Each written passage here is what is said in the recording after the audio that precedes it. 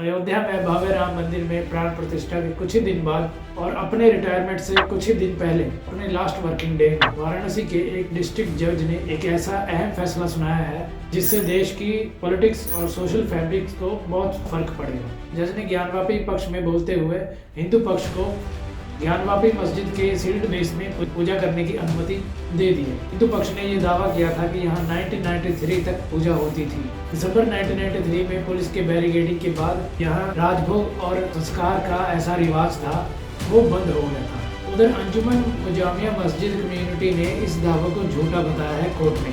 उनका कहना है कि कभी बेसमेंट में कभी कोई पूजा पाठ नहीं हुई है, वहाँ सिर्फ बांस के खंभे हैं और वहाँ जो सीलिंग हुई थी वो सिर्फ ऑर्डर के तहत 1995 में हुई थी, जिस फैक्ट को डिस्ट्रिक्ट कोर्ट ने बिल्कुल नजरअंदाज कर दिया। बहरहाल सुप्रीम कोर्ट ने इस मैटर को सुनने से भी मना कर दिया। अब मुस्लिम पक्ष को हाई कोर्ट का दरवाजा खटखटाने के लिए कहा गया है और उधर वहाँ बेसमेंट में पूजा पाठ शुरू भी हो गई है।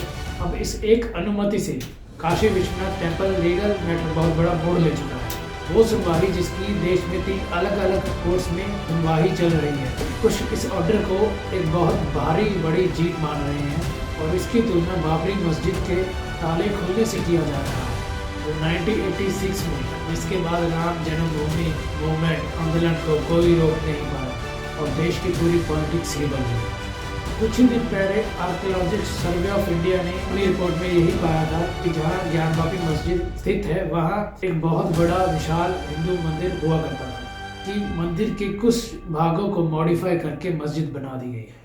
इस रिपोर्ट के आने के बाद कि इस मस्जिद को भी अब हिंदुओं के हवाले कर दिया जाए। अगर ऐसा होता भी है तो ट्रांसफर इतना आसान नहीं होगा, एटलीस्ट लीगली। समझाते हैं क्यों, पहले हम खुद समझ ले बाद में समझाते हैं क्यों। क्योंकि ज्ञानवापी की हिस्ट्री कॉम्प्लिकेटेड है, इसकी हिस्ट्री जानते हैं। इसके इतिहास में लोग अलग अलग राय भी रखते हैं। इसमें अलग अलग रिसर्चें हुई हैं कि मस्जिद के पहले वहाँ क्या था। इस पर भी काफ़ी रिसर्च हुआ है कि क्या वहाँ एक मंदिर पहले से स्थित था या मंदिर का खंडर था या फिर वो इमारत या फिर अकबर दिल इलाही एक कॉम्पोजिट कल्चर था। अभी कोई भी एडवर्स कोर्ट ऑर्डर हो या कॉन्ट्रोवर्शियल ASI के सर्वे हो, अब मुस्लिम इसको लीगली तौर से चैलेंज करेंगे, ये उन्होंने क्लियर कर दिया है।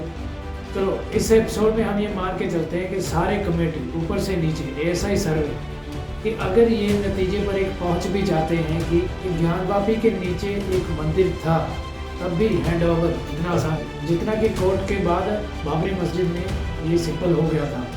इसकी वजह क्या है? इसकी वजह ये है कि यहाँ बहुत बड़ा कॉम्प्लिकेटेड एक फैक्टर है और इस फैक्टर का नाम है the place of worship act 1991।